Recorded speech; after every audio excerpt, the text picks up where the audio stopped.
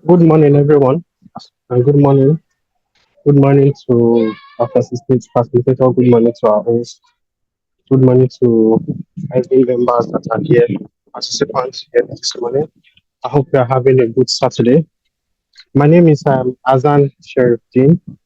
I'm a psychologist. I'll be moderating for us today. Um,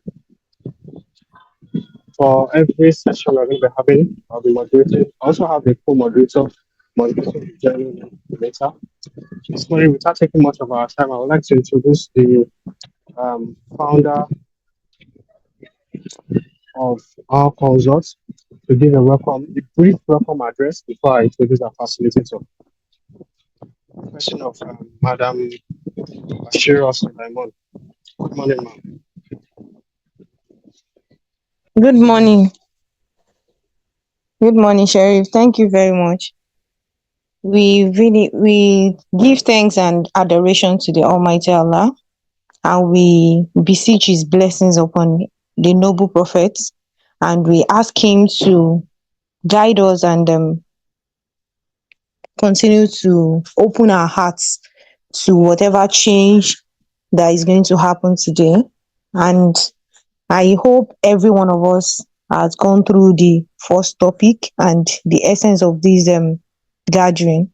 And I want us to please make as a make good use of this opportunity, because we don't know when this kind of opportunity is going to come up again. So we need to try as much as we can, put in all our efforts and be open minded for us to learn as much as we can, and and try to kind of make sure that all assignments, activities given, we try to do it, and everything we are doing is just for us to become a better person in life and help other people that are going to that are going to that we are going to come across in our lives. So whatever we are gaining today, we are using it to change the world.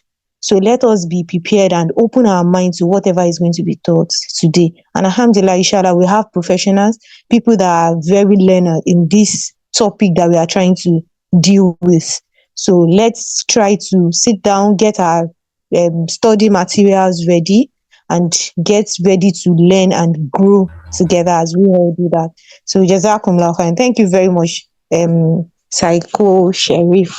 Jazakumullah khair. Assalamu alaikum warahmatullah. Walaikum salam wa rahmatullahi wa barakatuh. So thank you very much, Madam Bashir. So today, our facilitator today is Dr. Muhammad Bashir. Dr. Muhammad Bashir is the CEO of the BWB Hospital Oshobo. He's also the Executive Director of Optimal Management Consultancy, Qatar, and Executive Director of Optimal Talent Development and Training Co., Abuja, Nigeria. He is the first chartered member of QMSAI,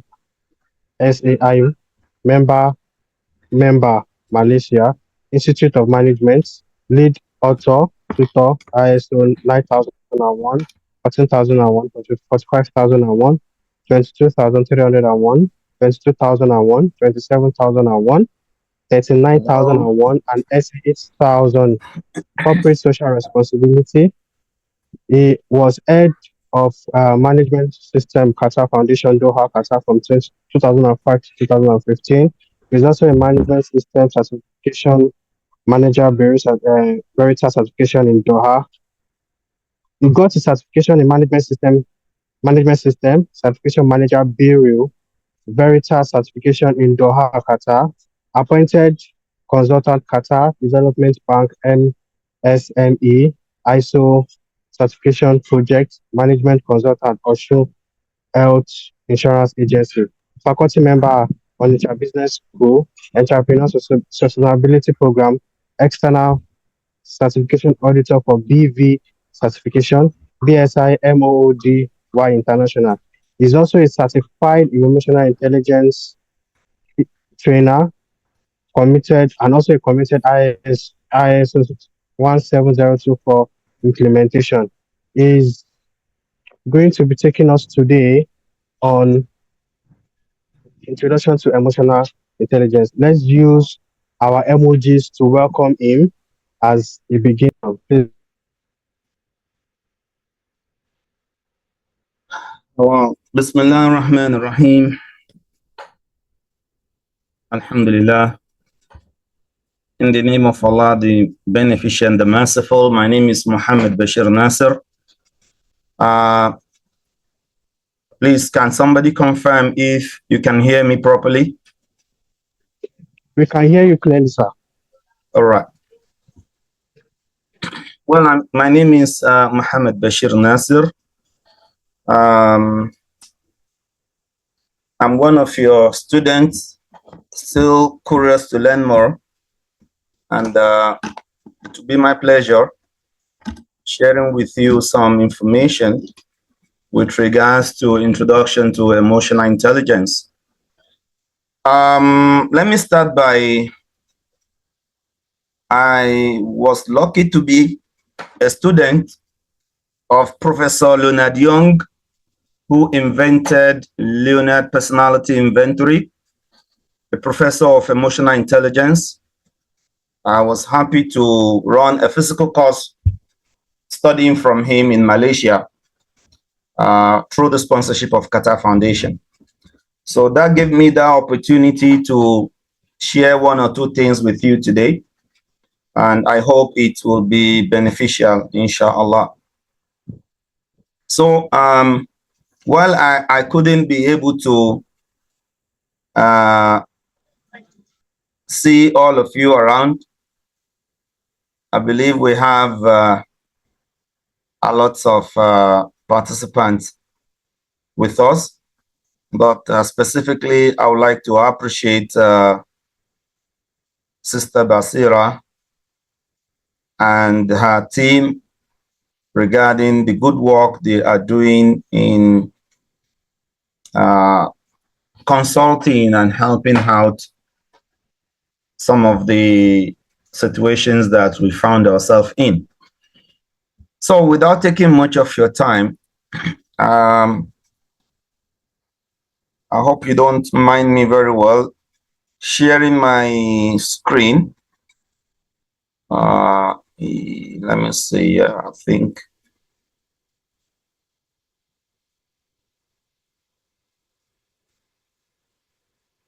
Okay. Can somebody confirm if you can see my screen?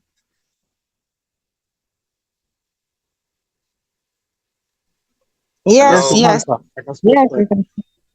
Okay.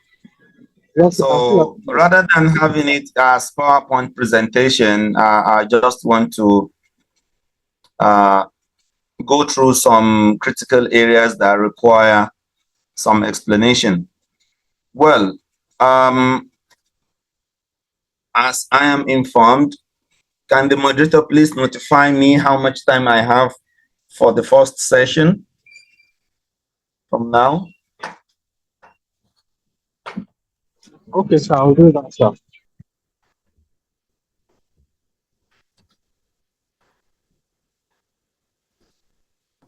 Okay, this is 11:08 by my time. Or is it 10?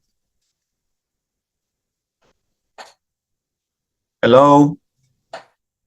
It's 11:10, 11:10. so in It's it's 11:10. 11:10. Okay, Yes. we'll first go through the first 30 minutes, running you through the introduction part to emotional intelligence.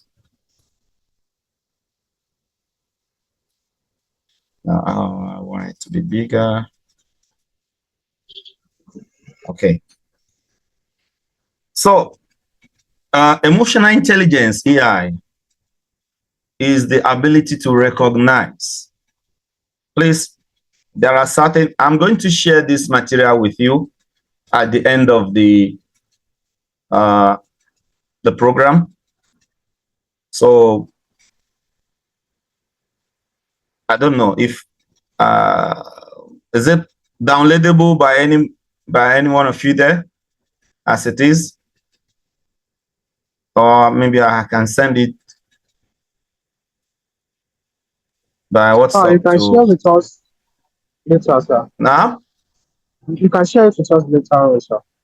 You won't be able to download it like this. Okay, I think that will be better. Otherwise, people will be reading the material and not listening.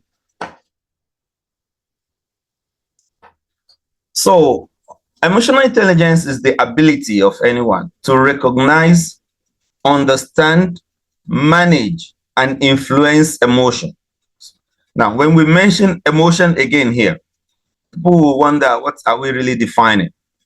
That emotion has to do with both your own and others.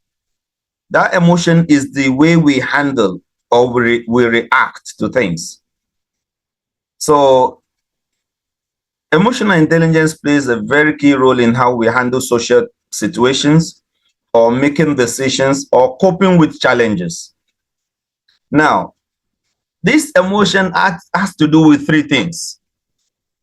Yes, it has to do with three things. It has to do with the brain and the mind, then and the body. So I don't know how much I want a response from the moderator. I don't know how much Islamic in penetration or involvement we can add into this, so that I don't know. I'm not saying that all the participants are Muslims, but whatever. When it adds value to use some examples or looking into how Allah subhanahu wa ta'ala has explained certain things in a way that maybe could benefit us. Do you have any objection to that, coordinator?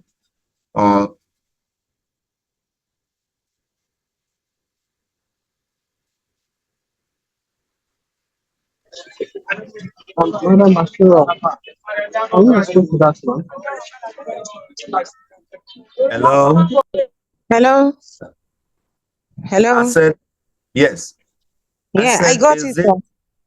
do you Yeah, get my question? I got your question, sir. Yes, we have both Muslim and Christians here, but we have more of Okay. it. So you are free to use whatever examples or things that you can use. You are free to do that, sir. Okay. Yeah. Thank you. Because this is the starting of it. So I need to know the rule of the game, and I wouldn't like to offend anyone. Now, the point I'm trying to make here is this. Emotional intelligence has to do with three things, coordination of three things: the brain, the mind, and the body. So the brain has to do with processing information. The mind is the one that took decision and is the one that gives instruction to the body to act, either the mouth or the eyes or the nose or the hands or the legs or the whatever part of the body. So now emotional intelligence is the ability to recognize a situation, decode it, understand it, why, how, where, so many of those questions, process it, and then manage it. Is it something that I am taking or I'm not taking? Then it goes to the mind to take a decision. And then when the decision is taken, the body will say, okay or not. Not every decision the mind gives instruction that the body responded to.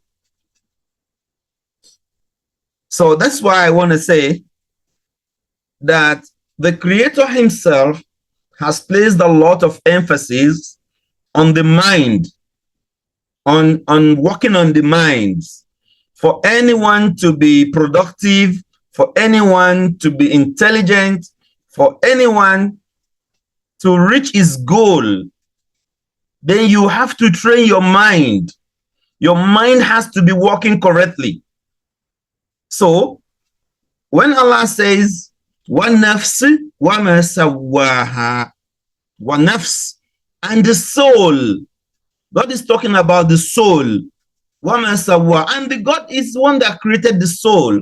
So فَأَلْهَمَهَا فُجُورَهَا وَتَقْوَاهَا, meaning God makes everyone to know whenever he is doing right and whenever he's doing wrong. Nobody can deny and say, I'm doing this wrong because I don't know. No, you know. You may not be able to stop your mind from doing it.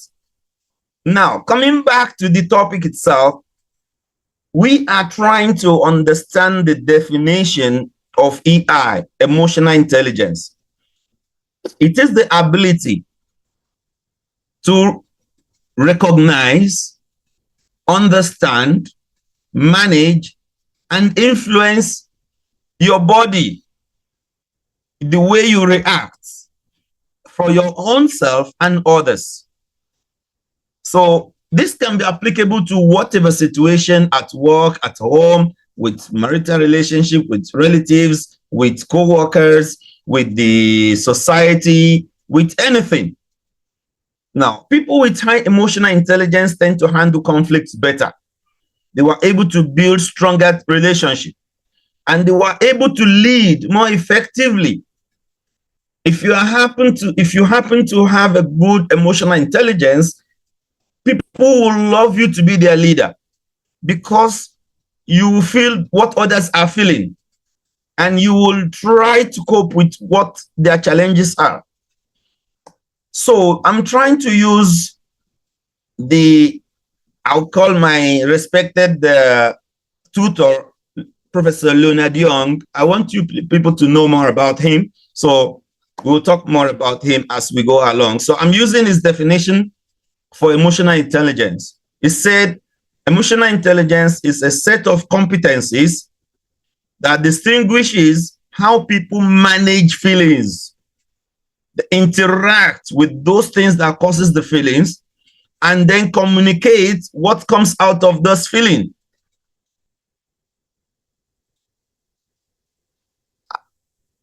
I hope we're getting along. Yes, sir. Great. Yes, sir. Okay, so here, there is something called EQ. People tend to look at the way the brain works. So part of emotional intelligence has to do with EQ.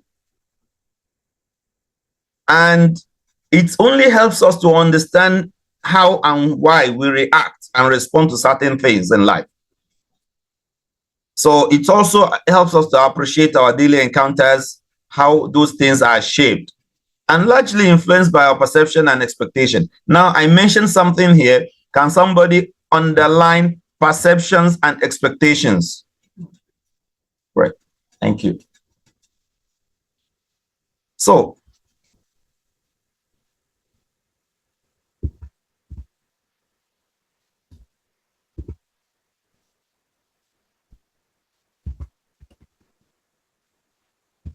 now, the brain, which is one of the elements of emotional intelligence, it plays a very important role in our daily workplace interaction or even social interaction, such as how we respond to criticisms, how we deal with diversity, how tolerant we are with certain behaviors or situations, and how we motivate ourselves and others.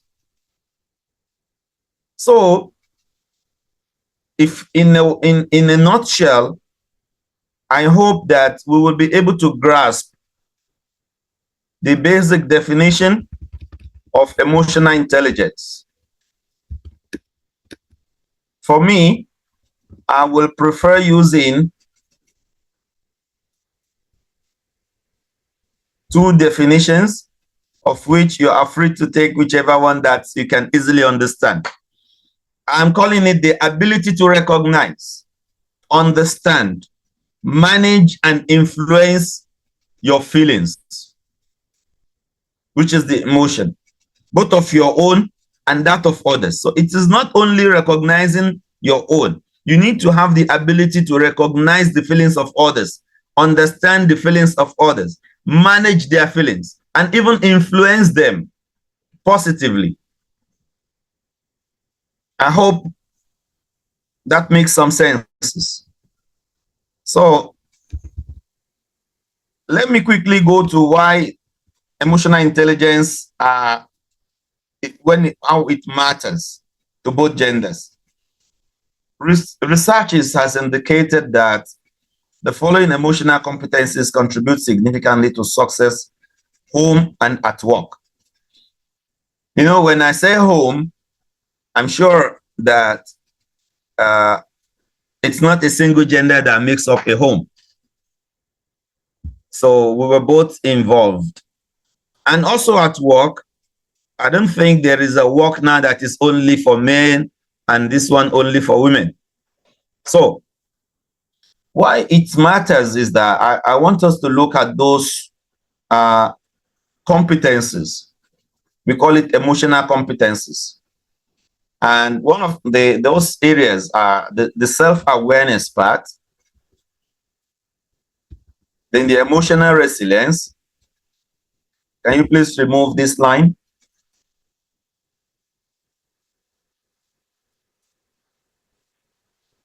The decisiveness, the interpersonal sensitivity, influencing and persuasion abilities, conscientiousness and integrity, and motivation.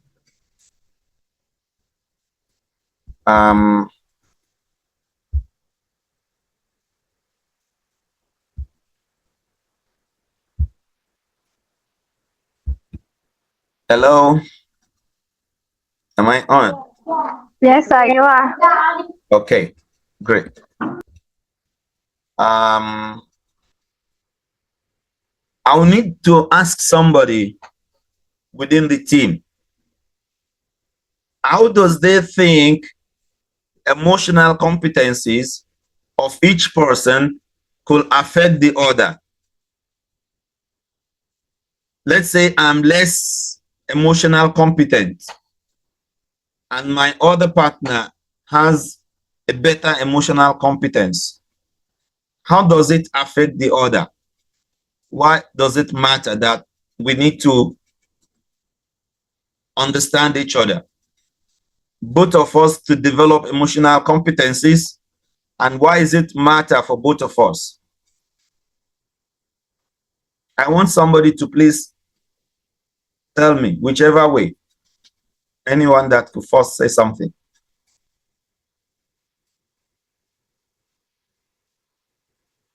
Yes, please, go ahead. Ajoke Akorede. Assalamu alaikum, sir. This when there is a more emotional competent Yes, please person go ahead. among, when there are two people and there is one person that is more emotional I couldn't intelligent. hear you. Assalamu alaikum. Assalamu alaikum. Salam to. Yes, sir. So I said if there are two people and there is one emotional competent person, conversations are made easier, problems are solved faster, and things get resolved and things go smoothly faster because one always Walaikum affects the salam. other. I'm hearing you. Yes, sir. I said if there are two people and one of them is more emotional competent than the other, Yeah. decision making, resolve issues and problem fast, and it makes the conversation easier. Really? Well, that's good enough because that is on one side, somebody was good.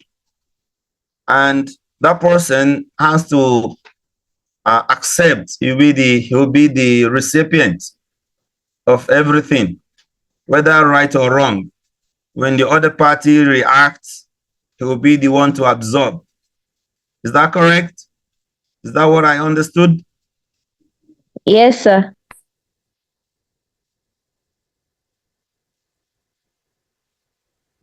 Sister Sarah, please go ahead.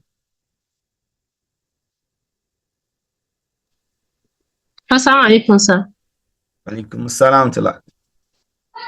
I think that if it is only one person that is competent emotionally, it will end up being draining for that party that is competent because the person would always invest on the other person who is not competent, and that will really affect the smooth running of the relationship. So the other person who is not competent and who is not striving towards change will always drag that person that is competent backward, and the relationship will also not move really well. That's my perspective.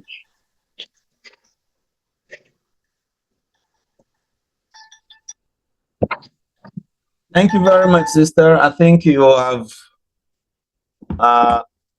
touched the area I'm actually looking for. It's not when the one with high emotional competence need to work more on the other to uplift the other party. Emotional competencies are things that could be developed easily.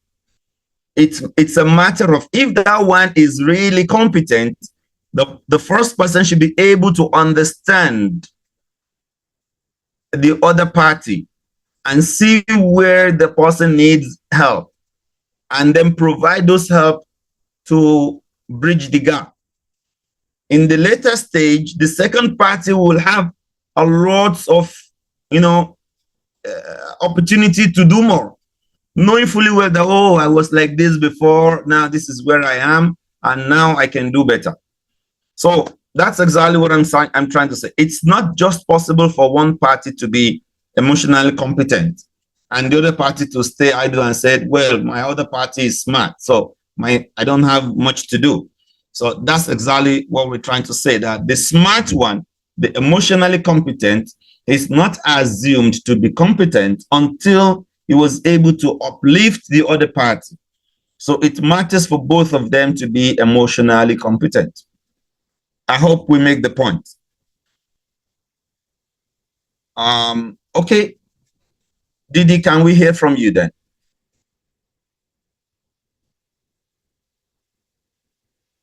Assalamu alaikum.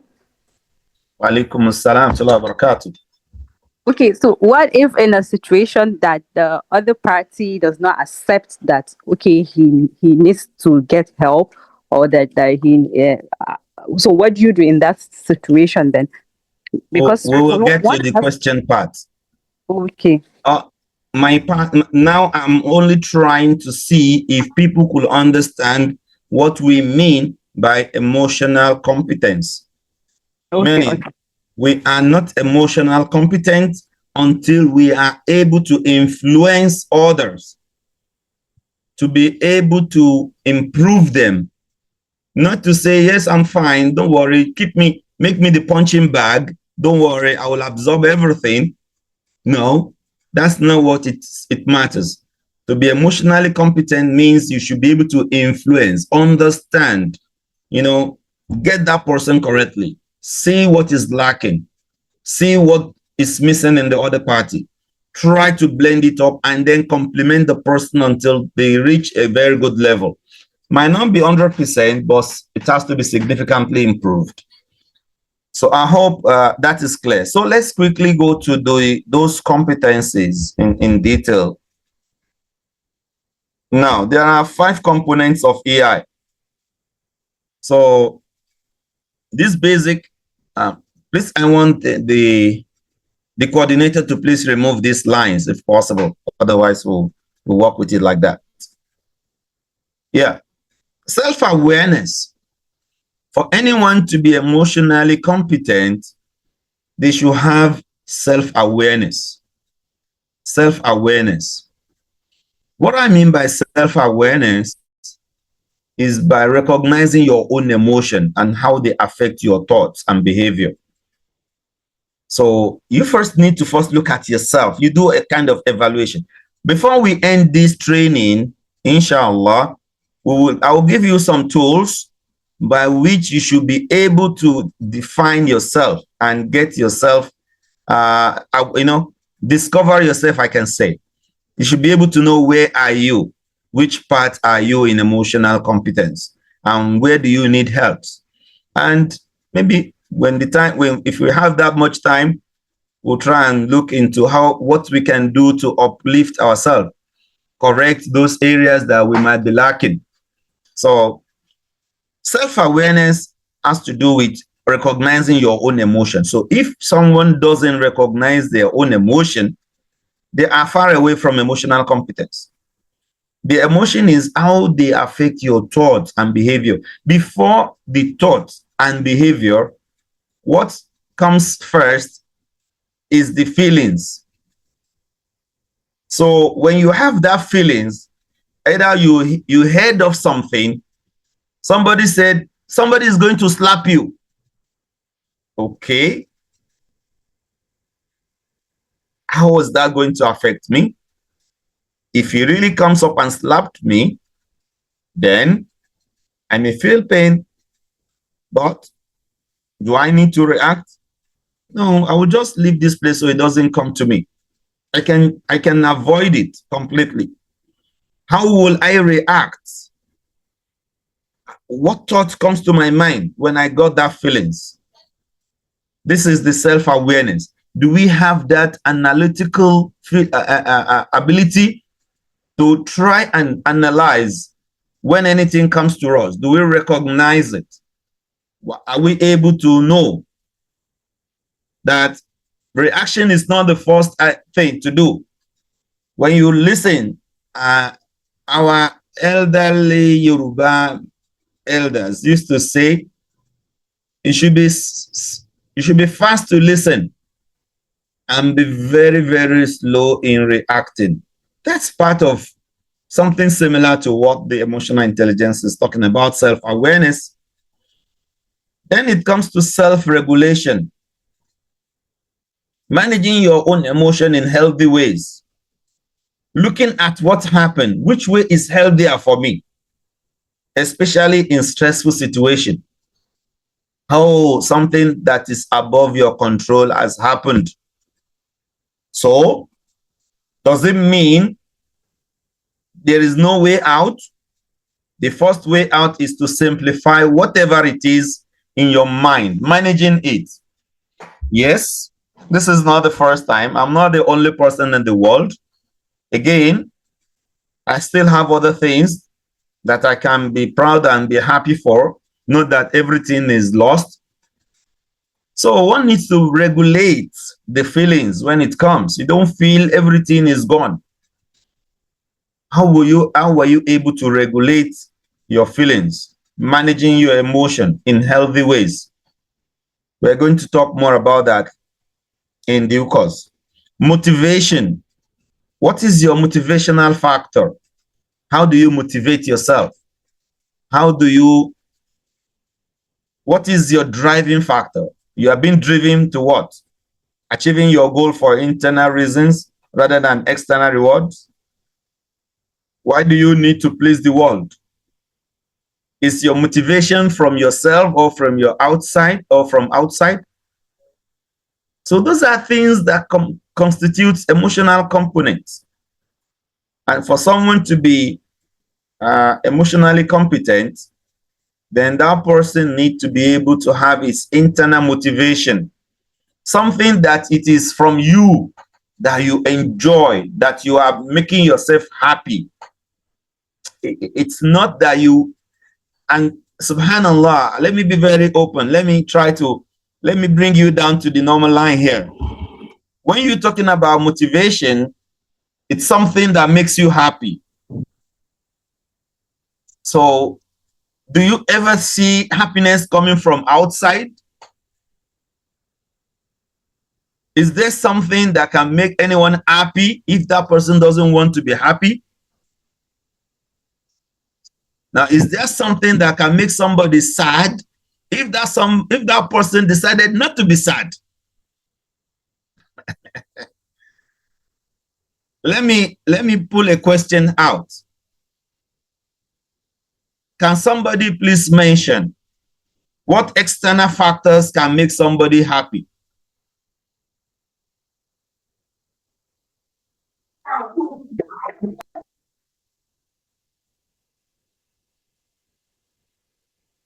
Hello, anybody there? External factors that can make us happy are most likely related to events or things that happen. For example, we can have maybe your spouse, you have a new child, it's something that you can be happy about to bring about happiness, or you get a new promotion, or you graduated from school, or you gain admission from school. Those are external events. Can all those things make somebody really happy when you don't want to be happy? Now, that's the thing. If the person doesn't consider it as something that can make them happy, it will make them happy. It still has to be internalized. Exactly. So the point I'm trying to make, the one I'm driving at is, there is no happiness from anywhere. The happiness only comes from inside. If you want to be happy, you can just even see a bird flying and you can smile and be happy without that making a dime in your pocket. But if you don't want to be happy, you can be given ₦1 billion and that would not make you happy. The best wife doing her whole best to her spouse might end up not making the man happy. The boss, an employer that gave a whole lot of, let's say, salaries, might not end up making the staff happy. Do you guys, does anybody disagree with me? Please show.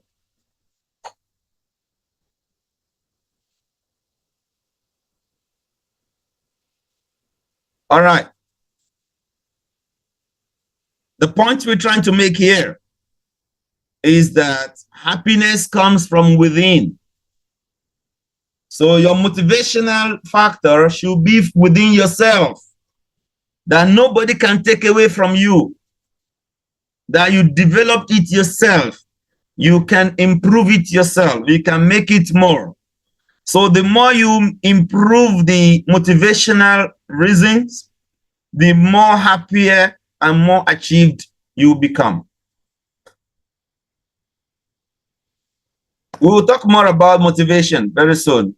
Now, empathy, it's in emotional intelligence. Empathy has to do with understanding and sharing the feelings of others. That you just need to make yourself someone that, no, I'm not just going to be happy because I achieved my target, while others are not happy. Are you with me? So yeah. Empathy here is talking about being able to see things from other people's perspective. You are having a deal. You struck a deal and you got a big money. But at the end of the day, you are able to not cheat, but you are able to win over the other party. So somebody's loss is somebody's gain. Is that what we mean by empathy? Now, you should look into, okay, let me give you some very little example. There was a time Umar bin Khattab radiyallahu anhu came to the Prophet sallallahu alaihi wasallam and found Abu Bakr sitting beside him. And he found both of them crying. The Prophet was crying and Abu Bakr was crying beside him. And Umar was asking them, what is making you cry? Tell me, if it's something that makes me cry, I will cry. And both of them couldn't tell Umar. So Umar started crying because he felt what makes them cry is enough to make him cry. Actually, it has to do with something that the Prophet ﷺ has taken a decision which was probably influenced by Abu Bakr, and the decision was not going well with Allah. So Allah sent some verses saying that I didn't approve this decision you've made. So both of them felt remorse, which means, and Umar was against that decision. Now, I want us to understand this. If you are the one that you are giving your own opinion and your leader didn't accept it, at the end of the day, the decision turned to be wrong or failed. Are you going to be happy or are you going to feel the pain? You're not going to say, didn't I tell you people? Can somebody respond, please?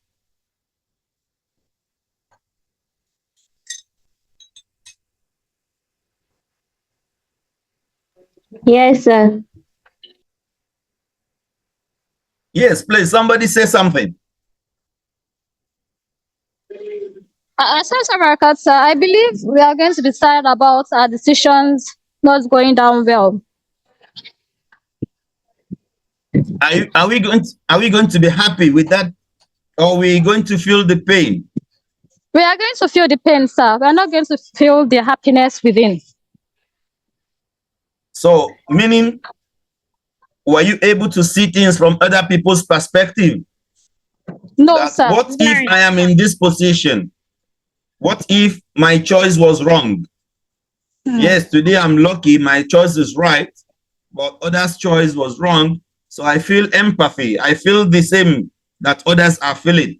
Not to feel, whatever happened, mine is fine. I am happy now. I've got what I need, so I don't care about others. That is a very important area of emotional intelligence, empathy, understanding and feeling and sharing the feeling of others. And being able to see things from other people's perspective, not to be someone that doesn't care, not to be the only one that is right. Then the other one has to be social skills, managing relationship effectively, communicating well, working well in teams. So we'll talk more about this. So I want to quickly see if I can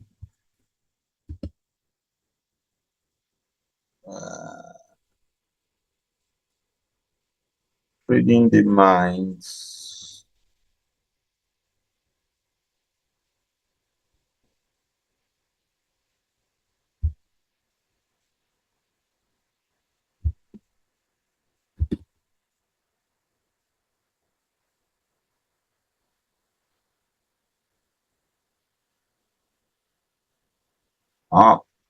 Mr. Sharif. Sorry, sir, I was having network breaking the last time. So I Sorry, didn't could you please remove this blue mark if possible? So I've been trying to. The person who did it has to be the one to clear it, or the host. But give me a minute, I will get it sorted. It's okay. I'll get it sorted. Now let me share with you something here.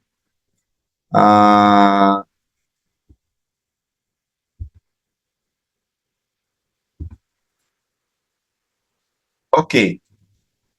This has to do with leadership in terms of emotional intelligence, but I believe we can benefit from some of these qualities. If you are going to be leaders with emotional intelligence, which is applicable to different spheres, you have to have these traits. And part of those traits are they have to be continually learning. They are constantly educated by their experiences. That means every day, every time they learn something new.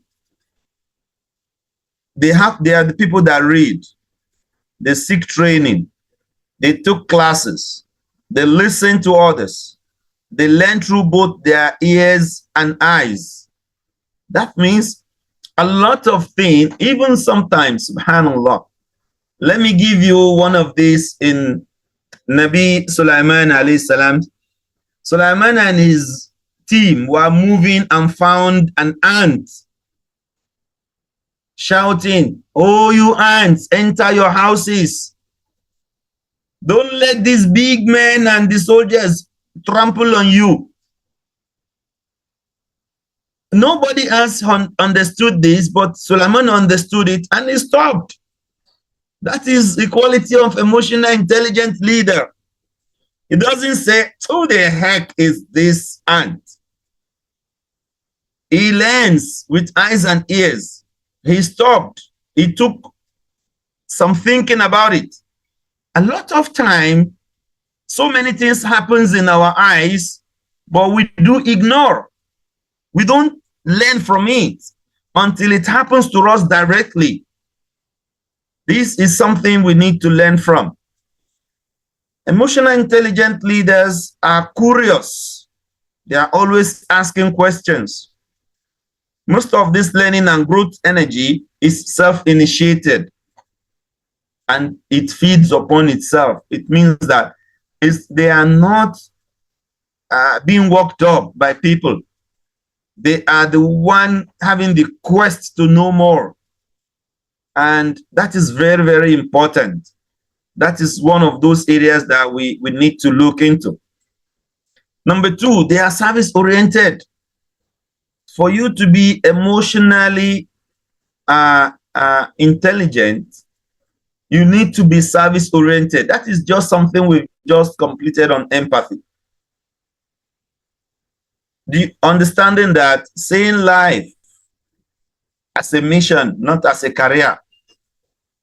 Whatever we do is a mission that God has put us in, and there is a reason for it.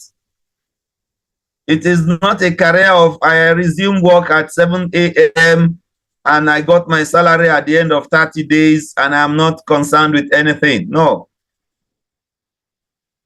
So they were trained to serve and have prepared for services. Whatever training we are having is because we are going to use it to serve. There is no value in training or certification with paper certificate hanging on the wall and the person is not using it. It's quite unfortunate nowadays. A lot of people took so many trainings, but at the end of the day, even ask them about what they were trained on, they may not be able to say anything because it's long time not used. Whatever training, we should be trained to serve, and we should prepare our mind for services. Say, am I the only one? Yes, you are. That's the purpose of your creation. God has created us to serve the humanity. If all of us have those mind of serving, at home, we will serve each other. At work, we will serve each other. At our environment, our states, mention anywhere, our communities, we are born to serve. This is the service that brought dignity to humanity. Failing to serve is the meaning of being, what I call it, where the people are so narrow-minded and very, very, self-centered. That's not emotionally intelligent. So, emotional intelligent people wakes up every morning thinking of services. What can I do for others? I woke up today for a reason. Where will I be able to add more values? And that is something that is very critical and very important to us. Is there any question so far?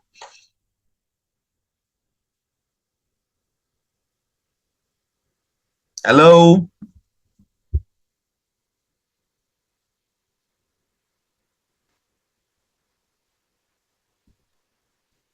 You can move on, sir. When we get Okay. to answer section, then. Yes, sir. So one of those principles has to do, they radiate positive energy. We have to incorporate in ourselves the possibility, the ability to radiate positive energy. The countenances are cheerful. They are pleasant and happy always. The attitude is optimistic, positive, upbeat. They are always opened. No, they are not themselves betraying themselves like, why do I have to be happy? Why wouldn't you be? You need to be happy. You need to know that God has created you to be happy. And you are not taking those negativity. You are not accepting it. You should be pleasant and cheerful and looking into all what that makes you happy and radiate those positive energy. Let people feel positive around you. Let people say, oh, when you get to this sister, you will be happy. Don't worry. Whatever your stress, no, just forget it. Come, let's go to this person. So you should be happy. Their spirit is enthusiastic. They are ready to do. They are happy to do. They are hopeful. They don't take those things on their head like Nigeria. Oh, Nigeria is almost ending the world. The world is about to collapse. The Qiyamah is only tomorrow. Everything is ending. Who's giving you those feelings? How do we come about those feelings?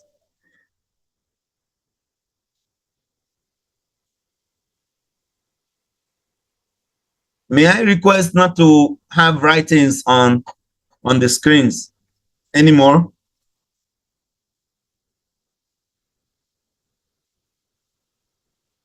Thank you. So the positive energies are very, very important. It's like when you have a magnetic field and you are passing things around the magnetic field, all those things becomes. Now let me say another example. Have any one of you, ladies love to go to perfume stores. When you go to those perfume shops and perfume stores, you test one, they give you one, they give you the other, they give you two or three perfumes. By the time you leave the shop of the perfume seller, you are already smelling fragrance. So the perfume shop is like the positive energy. Imagine even if you don't even go there just because you want to have a spray, but they are spraying each person coming around and the fragrance is coming into you. By the time you leave those areas, you are also feeling fragrant.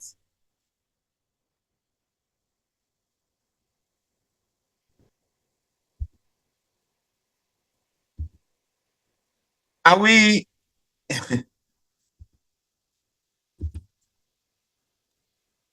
Yes, I will be true, sir. So the point I'm trying to make is those are part of those principles of emotional intelligence. You need to have that positive energy. And you have to be like the charger or power bank for those that are almost losing those energy, the weaker ones.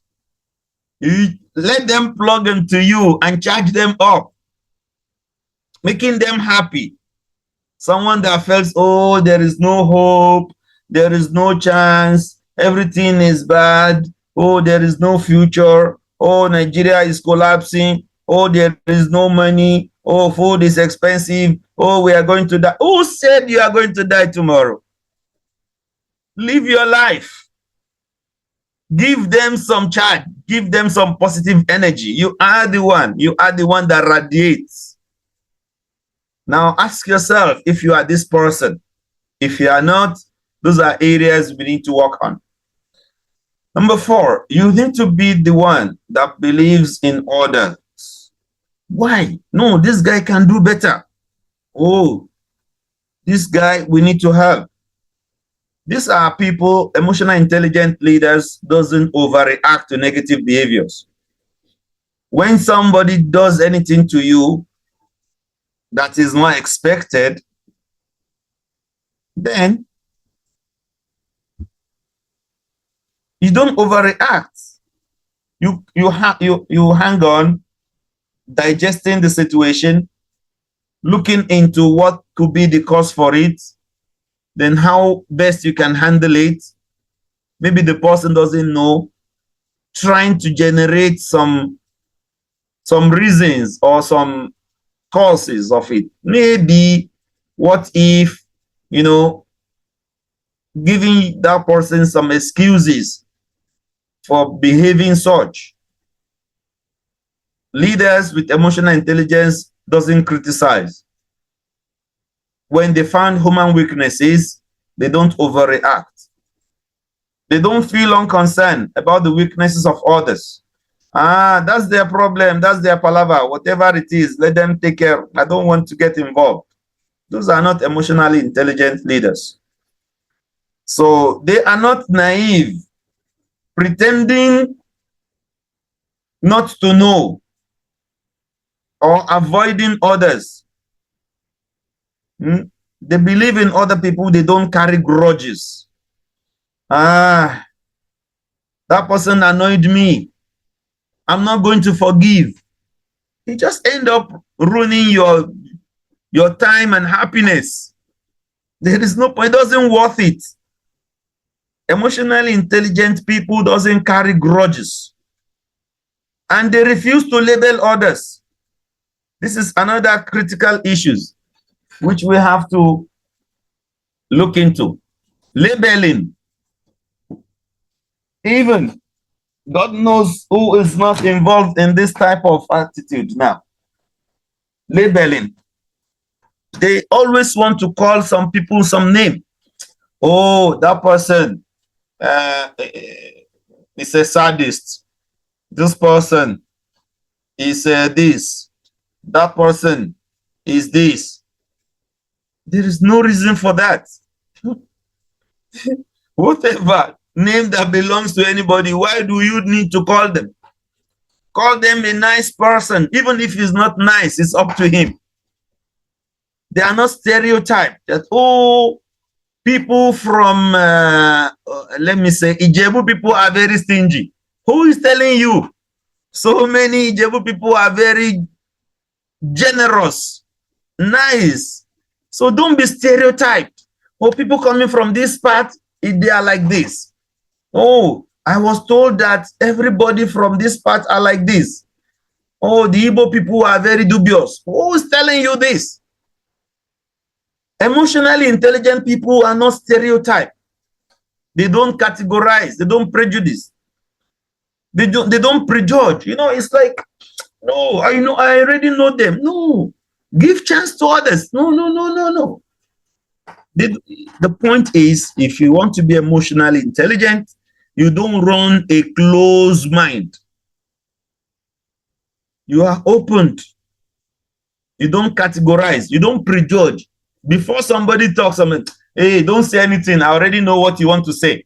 You are like this. No.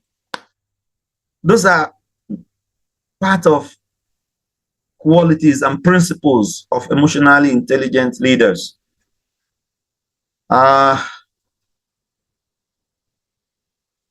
Moderator, please, if we need to take a break or something, please let me know. I'm not too good in calculating time. So anyway, one of those areas I want you to please take a good note of is that if you want to be an emotionally intelligent leader, you have to lead a balanced life. For emotional intelligence, you need to be social or socially active, having many friends, but very few confidants. Emotionally intelligent leaders are intellectually active. They like to know.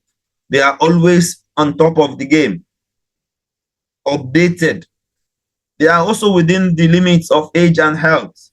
What that means, within the limits of age and health, is they try to move with the age, and they are very conscious of their health.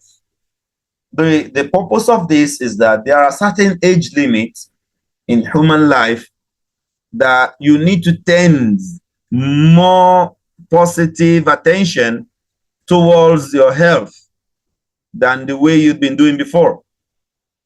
I'm saying this so that we have to understand when we're talking about emotional intelligence, the emotion itself, as we defined before, it has to do with the brain, the mind, and the body. So if the brain has a good knowledge and lots of training, does the mind accept that those training is usable? Okay, Mr. Sharif. I'm sorry to cut you, sir. I've sent a message earlier, but I didn't see it. 10 minutes to an hour. Okay. 10 minutes more to an hour. Are we stopping at exactly an hour? Yes, so that in 10 minutes. So okay. No issues. So when we become certain age, like 40 above, we tend to focus more. We need to focus more on our health and well-being. So emotional is part of the emotional intelligence to try and manage those things. Physically, you should be active. They have a lot of fun and enjoy themselves. Laugh a lot, laughing a lot, laughing and making themselves happy, having the sense of humor, particularly laughing at themselves and not at others. That is looking inward into themselves, looking into their old age, into their past, see what they have done wrong, laughing at themselves, not at others. They are synergistic. They are catalysts to change. They improve all the situations they got into. They work as smart as they can work as hard. Now, this area, I don't know how I can manage this with this time. Emotionally intelligent people are synergistic. They are synergistic within whatever situation they found themselves. There is nothing that can take them by surprise. So they work as smart as they work hard. It's not just working hard, it's like working smart. So they're amazingly productive and in new creative ways. So they are also, they have exercise for self-renewal. They do a lot of exercise. They are not someone that will say, oh, I cannot stand up, oh, I'm tired, I can't do this, I can't do that. No, they try to do it as much as they can. Physically, mentally, emotionally, and spiritually.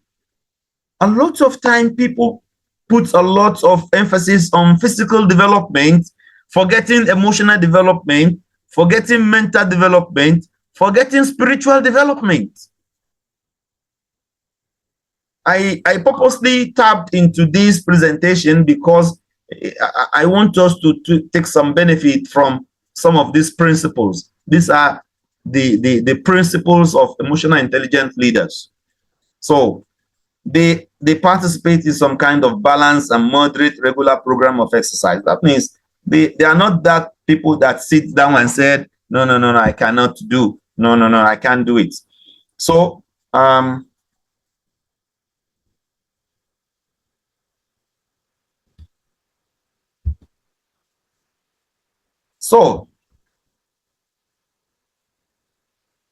up till now, the principles and components of emotional intelligence are what we have been discussing. I think I have explained these principles. I think the area we might not have covered more has to do with intrapersonal skills and interpersonal skills. Intrapersonal skills indicates the individual's proficiency in managing relationships and building their networks. So interpersonal involve the ability to find common ground and build rapport. That is something within themselves. So there is something we would like to talk more about, perception, and I think we will hold it that by now, if we are able to finish the area of perception before we go to the Leonard personality inventory. Let me jump a bit further. When we said Leonard personality inventory by Professor Leonard Young, is a Malaysian professor on emotional intelligence. The Leonard itself is one of these from those emotional intelligence components. So he developed openness, neutral, analytical, relational, and decisive. So when he puts LE, it means let's explore those 5 personality qualities. And now we're trying to explain the area of perception. Our emotions are often affected by our perception. And perception is how we view things, which is not likely to be the same in different individuals. So perception is the interpretation of what we see or hear. That's the simple definition for perception. And that interpretation has so many reason or so many tools that give us those interpretation. So what we sometimes let's 100 people look into the videos that we just saw. There will be different meaning in our minds. There could be some that will be very similar, but there are a lot that will be very, very different. So, which is what we all believe, that even them, we may be very identical, but when we look into things or hear things, our interpretation of such things are different. So our emotions are shaped by our interpretations. So how do we make that interpretation? How do we ensure that our faculty that interprets the situation to us has been taken care of, is being filtered, so that we will have the right interpretations of situation rather than misinterpreting and getting the wrong perceptions in many cases. So here there will be a little emotional content in terms of emotional intelligence. Emotional intelligence has, these are the components of emotional intelligence. The emotional quotient, which is EQ, that is the brain, the capability to think and interpret, plus interpersonal skill, which is self-awareness. Yes, what this person has inbuilt, what you already have, what you have upgraded to. Then interpersonal, that is the relational, how we relate with others. So there are differences. I believe we have explained this about self-awareness and then how we relate with others. So these are these 3 things that forms our perception. And these these 3 things that is really regarded to as emotional intelligence. So which are the brain, which is our processing facility, then the mind, which is ourself, and then the body, how we relate, what we say, what we look, what we handle, where we go, what we do. So all these are what's merged up to become the emotional intelligence, the EQ, which is often by our perception. So there is something also called emotional excellence. So emotional excellence is the heart motivation to practice emotional intelligence. So if we are able to tell our brain that think positive, then our mind take the best decision that pleases our mind, that goes with our values, that makes us happy, then our body will be able to implement the right choice that was already screened and that has been the right way, the right choice. So the ability to follow these 3 levels is adding up to become emotional excellence. So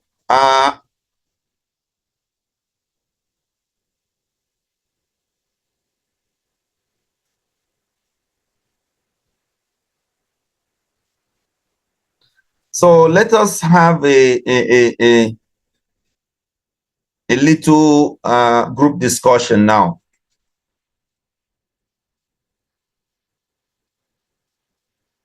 One of the questions I want to ask is, how do emotions affect our daily life? I need minimum of 2 or 3 people to tell me how their emotions affect their daily life.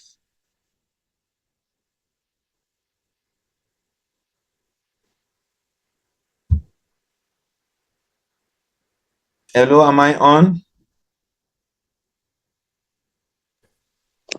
Yes, sir. Okay. Emotions affect our daily life. I want responses. I want people to say something. How do our emotions, or how does emotion affect our daily life? How? I would like to say something just briefly. So, emotions, emotions is just the identification of how we feel, and in turn, most of the time we tend to feel indifferent to a different time daily. For example, from the time we wake up to the time we had to do the basic thing we need to do in the morning to going to work. So at each point in time, we have thoughts flying through our head. So our thoughts in turns brings up the feeling we are going to have, in turns we being able to have emotions about identifying the feelings, and at the end of the day inform our behavior. So emotions is basically who we are, because at the end of the day every thought that we have brings about an emotions, and our emotions is one that informs our behavior, our action. So everything we do at every point in time that requires us to think or have a thought process involves our emotions. So therefore emotions is the bedrock, or the major thing about our daily life. I've stopped there for now. Thank you, Mr. Sharif. That's really good. So anybody else?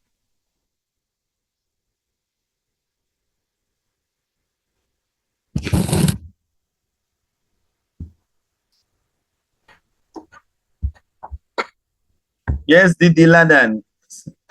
Can we hear from? Yes.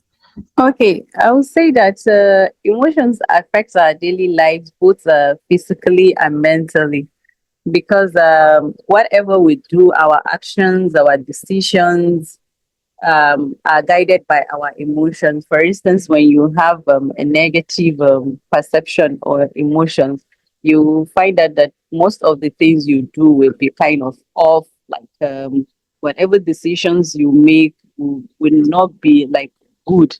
You'll be like, even your interaction either with your partner or with your kids, you find out that it's not healthy at all. But when it is positive, you feel like you are also happy, and this could also affect like your kind of blood pressure. But whenever you are tensed due to certain emotions and you're always negative, you tend to be always thinking, and these are kind of things that will later lead to things like depression and all those kind of health issues that it may result to. That's my only to understand it.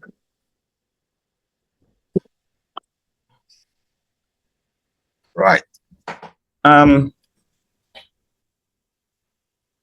we still have somebody else?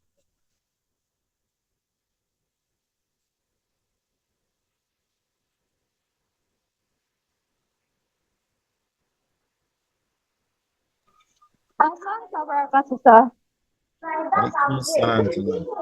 Yes, emotional intelligence affects our productivity to work, be it at home or in our places of work. It determines the result, the outcome of our objective, whatever goal we have aimed to achieve. It determines it. A poor emotional intelligence will hinder whatever growth or goals that are set. For example, in the home now, probably have said that, oh, my home, I want my home, my children to be good, to be of good character, to be morally upright. But if I have a poor emotional intelligence, it's such a way that instead of me using my emotions to upgrade, to uplift my children, I'm a kind of person that is quick tempered anyway. Not so I usually get angry. So with that lack of emotion, instead of me using my emotional intelligence to kind of understand my spouses or my child, I tend to like unknowingly, I tend to like create a gap in communication, a gap between me and my family, because when I'm angry, if I tend to be unbalanced or imbalanced, I'll not get my child or my family will not be able to outrightly express themselves, which will hinder the relationship that meant to be building instead of improving it. Sorry. Thank you very much. That's very nice. Actually, the question is, how do our emotions affect our daily life? The whole thing we've been talking about has to do with emotional intelligence. Emotions are the feelings. How can we do it correctly? By ensuring that we recognize, we identify, we think about it, then we took time to digest it, and we look positive, we look inward, and the mind takes a decision based on what the brain thinks about. So when the mind takes a decision, okay, I'm going to say this, and we, after already filtering whatever it is, then we discharge the feelings, the emotion become more intelligent, not the raw, not as it's coming and we are just giving out. So it's like a filter. We're trying to create a filter, and this is like a processing plant. The external factors are what comes to us, and they are expecting us to give back. So we are not trying to give back the same as the externals are giving us. We're trying to create a filtering point where we digest it, where we look into it, where we ask ourselves some questions about it, where we even decide whether it's worth responding to or not. So our daily life is the way we live our life. And those ways, are we now checking it? Is it emotionally intelligent? For example, somebody that had a bad day at work, stressed out, and having done the whole thing, the report of the work he has done was not accepted by the boss. And he left work disappointed. On getting home, then somebody said, "Why are you late?" So how's that person going to take it? Is he going to throw the same back, or is he going to filter it? So there are so many things surrounding this. And I believe, Sholaja, please, you want to say something?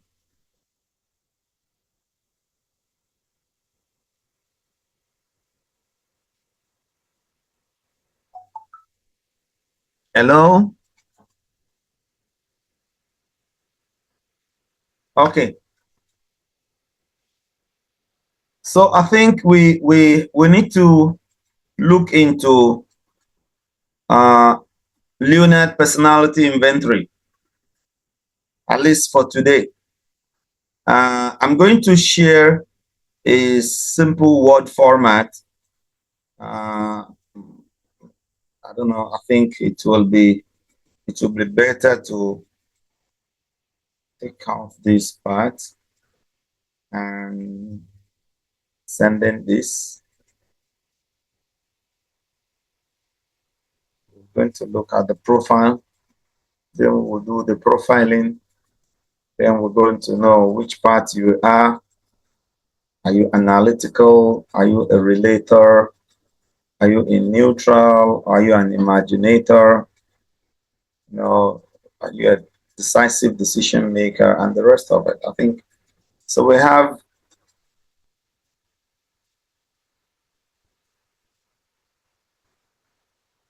this hour we'll be doing tomorrow anyway, but let me just see if we can have the questionnaire and the chat communicated to us. Can everybody see this on the screen?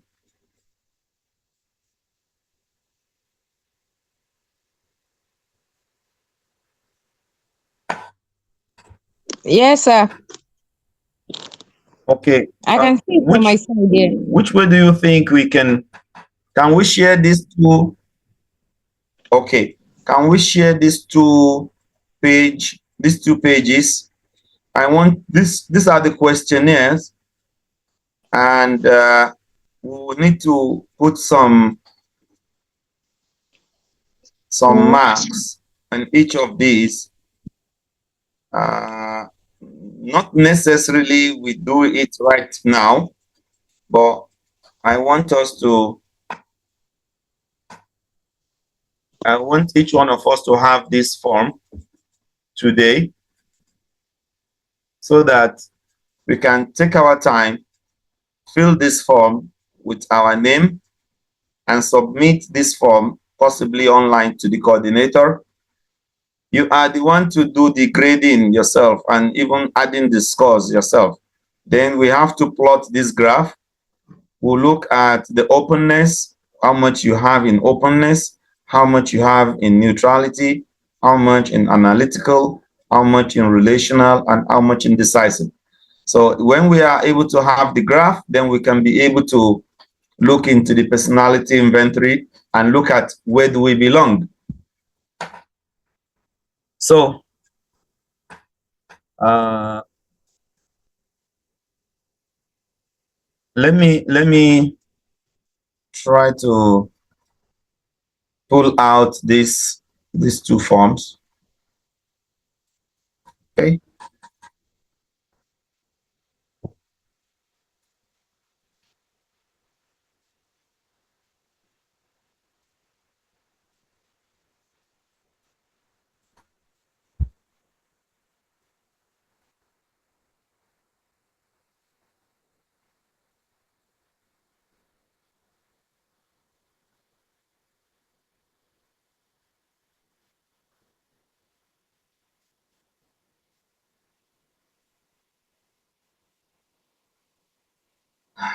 Is there any question so far? Do we need to?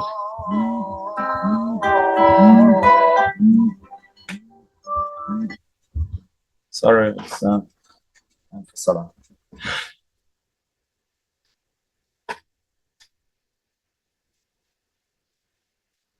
Hello. Is there any specific question for now before we go into the LPI? Good afternoon, sir.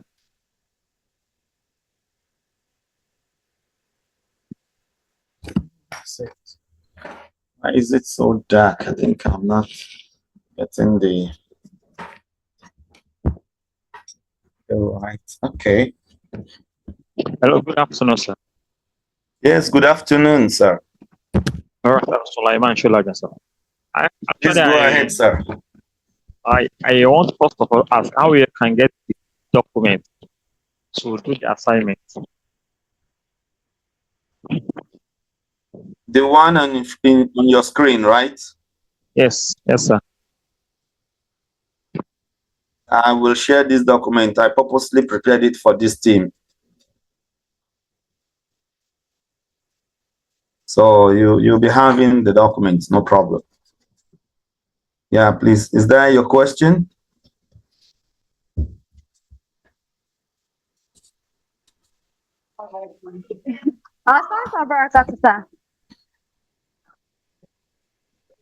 Alaikum salam tullah. Yes, please go ahead. How can one manage emotional intelligence under stress? Stress and emotional intelligence. How does one go about it? when you're in a stress situation and you have to be at the same time emotionally intelligent. I don't know. So that's my question. Thank you very much.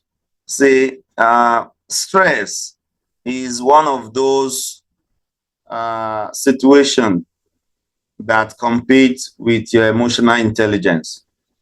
However, every emotional intelligent person does not even get to the situation of stress.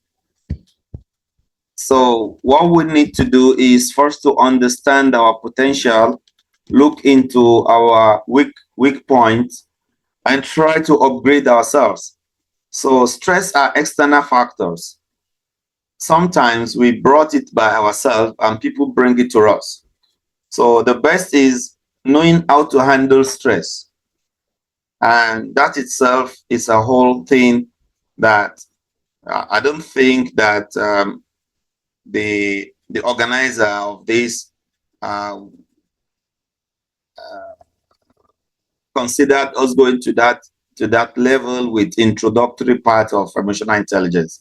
However, there are issue of stress management and stress itself. So emotional intelligence per se, if one was able to master some good area of it, you are not likely to go into stress. You are very, very much not likely to go into stress, because before you get into the stress, you will already understand what is it coming from and how to handle it. And it's training us to be an happier person. I mean, the world could be a happier happier place with emotional intelligence if only we were able to implement. And see, it's not just enough to have the knowledge of emotional intelligence, but the ability to use it is emotional excellence. The ability to even use those skills developed in emotional intelligence itself matters. So in the term of stress, either internal or external, emotional intelligence provides you enough tools to handle it. And you know, it could be in different level. It can be transferred, it can be shared, it can be released, it can be dampened, it can be in different ways. So I think we wouldn't have the opportunity to go more into the detail of stress management with this training for now. But I believe if we are able to monitor and understand the perceptiveness in terms of emotional intelligence, we should be able to handle stress better than the way we are. I don't know if that answers your question.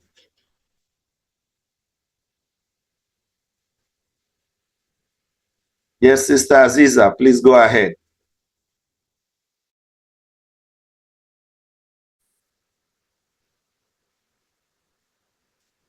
Hello.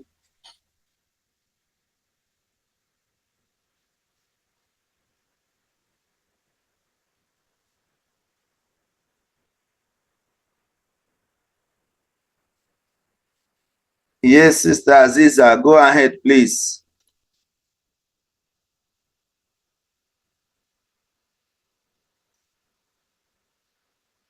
Unmute your mic and ask your question.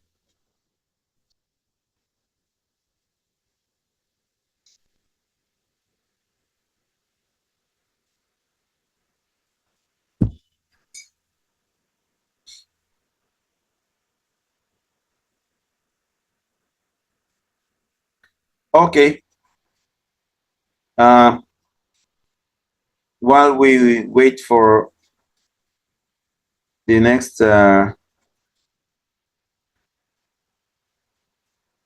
person that raises the hand, can I just see if we can share these two files now?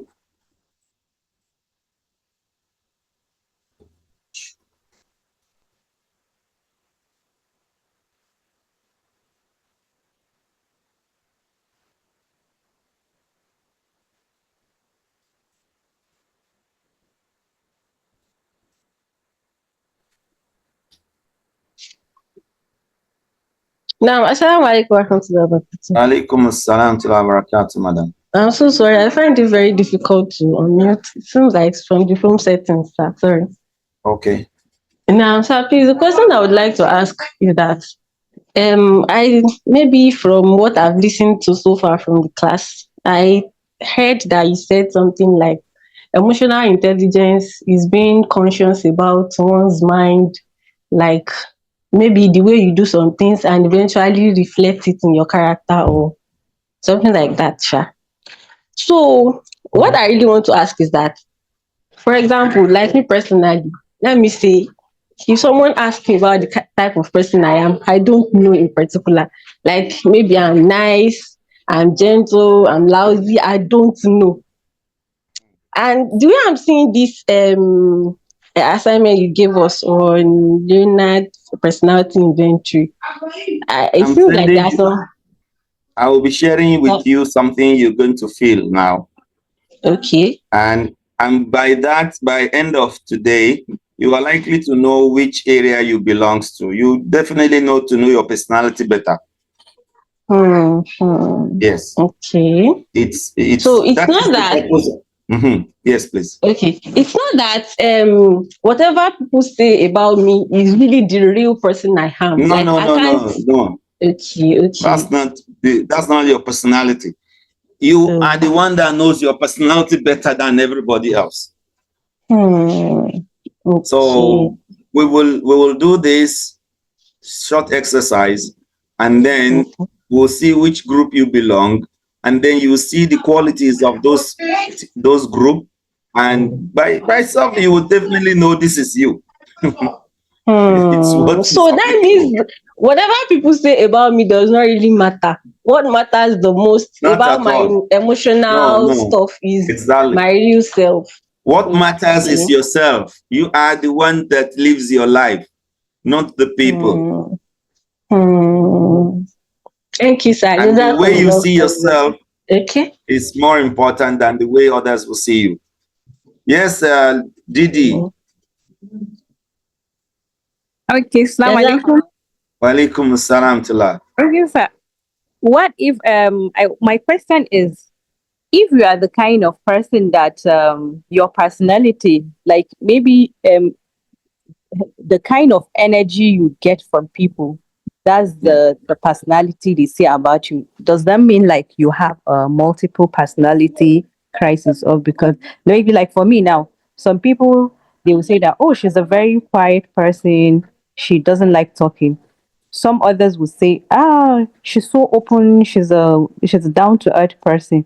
But actually, my kind of person is the energy I get from people determines the kind of personality they see about me. So does that mean that I have a multiple personality crisis, or is that a sign of emotional? No, you don't have. Okay. I don't like to suggest to you that you might be neutral person, but by the time you did the evaluation, you yourself, you see where you belong. Okay, thank you. So I'll send an attachment. I don't know if it will go here. I call it LPI evaluation. Let me just close this if I can catch it up from my laptop. LPI evaluation. Yes, I have the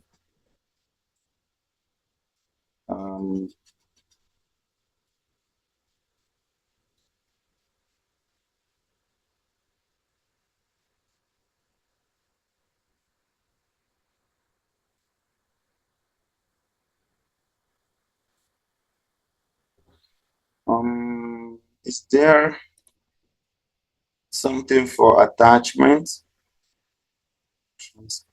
Document.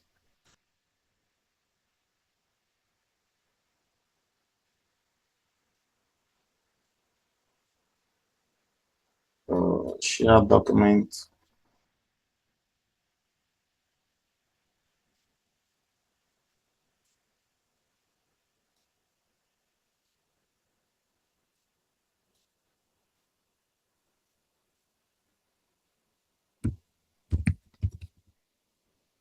Or can I Can I share this with the coordinator and then she can send it to everyone?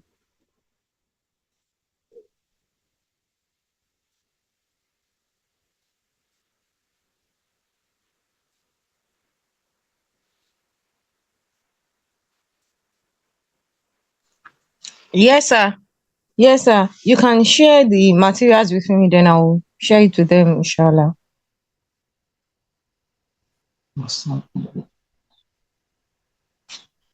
Hello, sir. Hello. Yeah, I'm about to Are you share it hearing with me, you. sir? I'm about Yeah. to share the material with you on the Yeah. WhatsApp now. All right. I'll share it with them on the group, inshallah. Okay. All right. Jazakumullahu khairan, sir. Wayakum. Just a minute, please. LPI evaluation.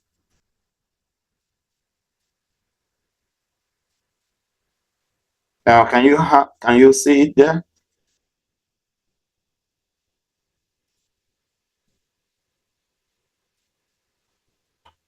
Yes, madam, can you see the file?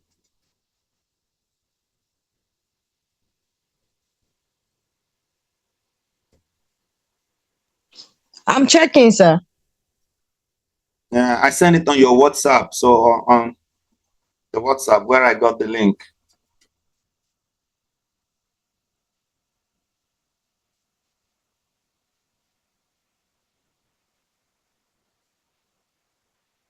Yes, sir. Yes, sir. I've got it, sir. Okay, it's a copied PDF anyway on Word file. So if you can edit it, fine. If you can't, then you might just need to fill it. So what I want us to do is that, please, the instruction is please write your name, at least so that we can identify the person, not necessarily, nothing more than name. Then rank the following behaviors in each horizontal row using 5 as most like me. When something is most like you, yes, this is what I do. Yes, I have this trait in me. Then you can give yourself 5. That means you are very, very sure of that. If you have it sometimes or most time, you can rate yourself 4. If you sometimes have it sometimes, somehow, or average, if you seldom have it, it can be 1 or 2 or whatever. So the lowest of it is 1, while the highest is 5. So when it's least like you, meaning I don't really think I'm like this, then you can give yourself 1. So then let's use the rank 5, 4, 3, 2, and 1 for each horizontal row. After that, add the scores vertically in each column. What we're saying there is this. So see, we have 5 vertical columns and 5 horizontal columns. Imaginative, calmness, careful, friendly, fast and quick is what you have as A. So you look at yourself and give yourself a score if you are imaginative. If you really think you need some explanation with regards to what imaginative is, then you can go through any of anything that can give you more details about each of those things. Calm, careful, friendly, fast and quick. I don't think those are big English that needs a lot of dictionary explanation. So, but these are things that we want to know about. So please give yourself some mark in each of those areas. Then go to B, curious. If you have 5 or 4 or 3 or 2 or 1, being if you are very curious, if you are less curious, you can give yourself some number. If you are nice, you believe you are nice, give yourself some number. If you are cautious, optimistic, decisive. Then C, if you are innovative, if you are a good listener, if you are accurate, if you are cheerful, if you are result oriented. Then go to D, which is creativity. If you are creative, if you think you are easygoing, if you think you are studious, meaning like you are always like office and you like, you know, the studios, what I don't know what how I can explain the studios for you. Believe you cannot. We call it over. Those people that they love to put the cosmetical, the studio style. Then likes others, someone that likes others, someone that is confident, resourceful, patient, serious, warm, and loves challenges. So whatever you rate yourself, 1, 2, 3, 4, 5, we'll add this together as number 5 and put the total here. Are you getting me, please? Is it clear? Yes, sir. Okay, great. Yes, sir. Then we'll add friendly, optimistic, cheerful, likes others, warm. We'll add it all down. Careful, cautious, accurate, studious, serious. We'll add it to 3. We add all numbers we put here down here. All numbers we put here, we add the total down here. And that is the result of the scores. So that is stage 1. Now, using this result on this total, we'll go to the chart. We'll put our name and then we'll put it on the chart. Let's say, for example, someone has a total in number 1 as 10. So we'll come to 10 and put a tick mark or X and 10. In number 2, let's say you have 20. So you come here in number 2, this is column number 2, and you put 20 here. In column number 3, if your mark here is 15, then you come and put column number 3 here as 15. So also we do the same for 4 and 5. Then you can create the graph. It can be whatever you like. It can be up, down, it can be all up, it can be straight line, depending. But try to be sincere. Just say exactly what you know of yourself. And then our next session starts from there. We'll try to analyze which personality we have, what is our traits, what we do, what we don't like, what we don't do, where we can improve, and what more we can do to improve ourselves. So I think for now, I would like to thank the moderator and the organizer for the opportunity, and I just hope that one way or the other, if I have been able to add something to your knowledge, it will really make me happy. Thank you very much for the opportunity, and Assalamu alaikum. Should there be any? It's self-evaluation test. Yes. Yes, sir. We really appreciate this class so far. It's been insightful, and especially the fact that you've tried as much as possible to relate it to our daily life. So we someone have a question. Madam Assisa Cousin, you can go ahead. Now, Assalamu alaikum wa rahmatullah. Wa alaikum assalam. Now, you said you'd be giving us a self-evaluation test that would use to know our personality ourselves. So I think that's going to assist in this inventory assignment you give us, sir. I already shared the form. Please just go through the form, share it, and put it on the chat. And leave everything till tomorrow when we have tomorrow's session between 11 and 1 p.m. Okay, so I don't need to ask anybody about what do you think about me to answer those questions. I should just answer to my own ability. That is exactly what we want. We don't want anybody to tell you who you are. Okay. Let's say, for example, you believe you are you are calm and gentle, and somebody said, "No, you are not calm and gentle." You don't care about what that person says. You put what you believe you are. Okay, Are you sir. getting it? Yes, I If am. somebody, if there is a question that tells you, do you care for others? And you know internally that you care for others. But somebody says, no, you're not that caring for others. Do you really want to know that that person sees you better than yourself? No. Okay, You sir. know, Exactly. in that evaluation, there is 1 to 5. People might think you care more, but you yourself think you didn't care that much. People can rate you 5, but you can rate yourself 3. So we are only considering what you think of yourself, not what others says of you. No. Thank you, sir. Exactly. Hello, sir. Now, Please, where do you do the assessment?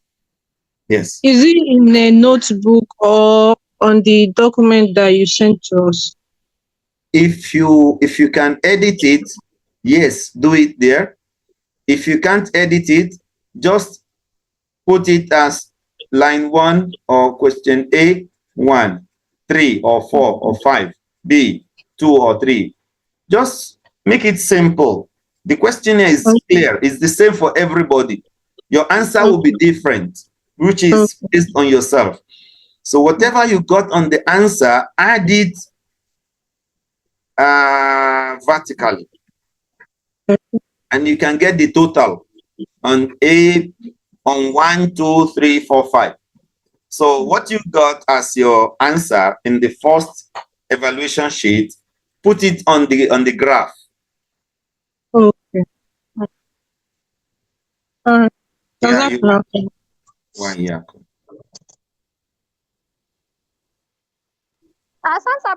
Sir, Walaikum assalam to barakatuh. for the assignments, are we going to send it to you or when we finish? No. You may not need to send it to me. Just keep it with yourself for tomorrow. Or if you like, you can share with the coordinator. Okay. Or at the end of the day, you're still having it with you, because by the time we start explaining tomorrow, we're going to see some people in the same group. So we'll have some direct explanation for those people that found themselves in that group. Actually, we are going to be either in 1 to 5 groups. And we will be able to explain each group and see what we can take home as a lot of benefit from the evaluation. Assalamu alaikum, sir. Walaikum assalam. During the course of the lecture, you mentioned that emotionally intelligent people are people who are service oriented, and there are people who love to take care of other people. How do we balance that with self-love? Okay. Self-love, which is like, what do we call it? People that you mean something of personal interest? Yeah, I don't want to say that. Selfishness. No, not selfishness. How do you balance putting yourself first while you are still that kind of person that you still want to spend your time for people, you still want people to benefit from your time, you still want to serve people, and at the same time you have a self to take care of? Yeah, thank you very much. See, the point we're making is the same. Okay. Emotionally intelligent people have that empathy. This empathy is a trait developed within them that makes them believe they are born to serve. They are making themselves happy by helping others. They derive a lot of joy by impacting the life of others. Like, for example, you give me a choice whether to help an old woman to carry her bag from the car to the house, or you give me the choice to give the old woman some money, I may prefer helping her to carry the bag. It depends on which level of emotional intelligence you are. You have your own personal need, but there are other people's need. Now, if you are that emotional intelligence, it depends on what will make you happy. So if your personal achievements makes you happy, you are fine, but that is not, that's really the intelligent part of it. The feelings, the emotion itself has some components. Part of the component is there are certain goals that works with it. There are some objectives under it. There are some traits. There are some beliefs. So if you become happy with only what makes you happy, then you are not an emotional intelligent person. Okay. If you become happy by the happiness of others, then that is exactly what we mean by emotional intelligence. Because your personal happiness today is yours only. Other people's happiness goes more than yours alone. It's like you being rich and everybody around you being poor. And you said, yes, I'm the rich man. That person is not rich. So I hope do I answer the question? Yes, sir. Yes, sir, I understand. Thank you. So, yes. Yes, go ahead. so invariably, what makes a person happy? Oh, you being happy for the success of other people is an emotional intelligent trait. I think Yes, that's what I get from it's what one of those traits. Okay. It's developing your empathy to be able to add value to other people, and adding values to others makes you happy is one of the traits. I understand now. Thank you, sir. Thank you so much. You're welcome. Jazakallah. Assalamu alaikum, sir. Walaikum assalam tullah. Yeah, I think there is this kind of a conflict between these two things. I think that's where she's getting some mixed up. You know, in a situation whereby you try to make other people happy, you try to do everything to please them. Do you understand? At the end of the day, most times, you know, people kind of take you for granted. So I think that's where the shift. For instance, now look at this program that we are organizing now. It's a free well-being, it's a free training. And meanwhile, the intention is just to change the mindset. And this changing of mindset to help to change if people will change. To help change their mindset. And at the end of the day, it goes a long way. It crosses across a lot of fields. Either you are married, you are a worker, you're a professional, you are anything. It has a lot to do. And that is what you've start talking to us about now. Do you understand? So, and then you find out that some people will just feel like it's not interesting, it's boring, probably because they have slight knowledge of it. You know, if you are not really kind of serious, or you don't know what you are doing, you feel drained and you feel like you feel withdrawn. Do you understand? Like looking at the level of percentage of the participants on ground now, you just feel drained and feel like, are these people taking me for granted? Do you get what I'm saying? So when you now realize that, okay, what I'm doing, whatever I'm doing, even if I have 10 people, 5 people on the ground, on the course, one of them we bring in or educate other 5 people with whatever they've learned today. I think that's the emotional part that you're trying to bring in. So you don't feel drained. That's feel one of the like components. You don't feel drained, and you don't feel left out, or you don't feel used. Let me use that word. You don't feel used, because what I think she's trying to bring out is the fact that I'm not being selfish, but at the same time I'm going to give out to people, at the same time look out for myself. Do you understand, sir?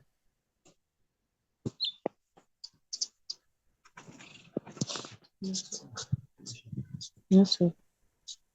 In some situations, you you get disappointed that people are taking advantage of that kindness.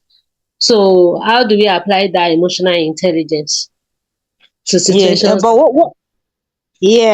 but what is trying to tell us is, what is trying to point out is the fact that you don't have to think about what people feel. Think Okay. about how you feel about whatever you are doing. Do you Okay. understand? So whatever Okay. you feel, whatever feeling you get is what is you. Do you understand? You don't have to care about how people see it or what they see or what they feel. As long as it makes you happy, as long as it gives you, as in they shouldn't determine your own level of empathy. Do you understand? Because people are Let taking you me for let me granted. let me give you an example. Okay. Okay, Um, there is a sorry, maybe my network is fluctuating, so I have to join again. When you have a situation that you are doing something for somebody to be happy, and you kept doing it, and that person wasn't happy, what would you do? Stop doing the right thing? No, you will not. And sometimes that is even a safe level. What if you're trying to make somebody happy and that person is punching you with a pin or a blade or a knife? You know, there is a level that you are doing things that doesn't affect you. You want to make somebody happy, but still you are not losing anything for doing that. That's a different level. There's a level that you are doing it, you are getting benefits to make somebody happy. Now there's a level you didn't get any benefit, but you are not incurring any loss. That's the average. What if you are doing something to make somebody benefit, to be happy, and you are also losing something? You are sacrificing something to make that person happy. And maybe that person doesn't even end up becoming happy. What do? Will you stop what you are doing? No. No. Even when Sometimes, they're helping you. yes, sometimes this is the level at which we have to develop ourselves. Now, let me give you an example. See, sometimes people will say, what are you saying? Does it look logical? You giving them money and they don't even appreciate you? Ignore them and go away. Yes. Sometimes it takes time. This is not a course in 1 hour. This is not a course even in 2 days, in 2-3 days. This is a program that everyone will need to get the fundamental principle, and then go ahead and develop and ask questions and try to uplift themselves from whichever level they are. By the time you do that, we have to come together and know that we are in this world for a purpose. If anyone fails to do that purpose of which he was there, that person is losing. Whether you are the best or not, God has another replacement for you. If you do the good or you don't do it, the whole world will not collapse. You are going to do your part and run away. And if God wants to show you how irrelevant you become, you will be there and somebody else will do it better. So it's either you appreciate that God is putting you in a position to help and do the help and be happy, or you said no, you don't want to do it, and you'll be redundant. And if you are lucky, then you will not become the victim. You remember there was a time somebody came to the Prophet ﷺ and said, "Oh, the Prophet of Allah, I'm doing the right things to my family members, but they are doing wrongs to me. I'm feeding their mouth and they are still affecting me. I'm doing everything to make them happy, but they are making me sad." What does the Prophet say? If truly you are doing this, then keep doing what you are doing. So coming back to the part of humanity, there is no one that was born to do wrong. It is they left their mind to be overtaken by different situations. Now, what we are trying to do now is let's get back our mind. Let's become humans. Let's have the purpose by which we are created, to make peace, to live in harmony, to make everybody happy, so that we are happy. I don't want to relate the situation to whatever, Nigeria, other countries or whatever. I'm talking about you and me, my personal life and your personal life. We are an individual and part of the world. Wherever we can, we have to spread the good energy. We have to radiate the good energy. We have to look at people around us. We have to support them and do as much as we can, And there is there are so many sayings that encourages us in all the scriptures as a human being to keep working together and making life easier and making life a better place. So I don't want to take much of your time. I hope time is not on our side. So please, I will appreciate if everyone fill the form as early as possible, as sincere as possible, getting your marks together, plot the graph, have your graph with you, so that tomorrow we will look at the result and then classify the personality. So anyone having this mark on this side, on this side, on this side, then we can discuss it and tell them where they belong and what they have and what they should do and what they don't need to do, and how to improve our personality using emotional intelligence LPI model. Thank you very much.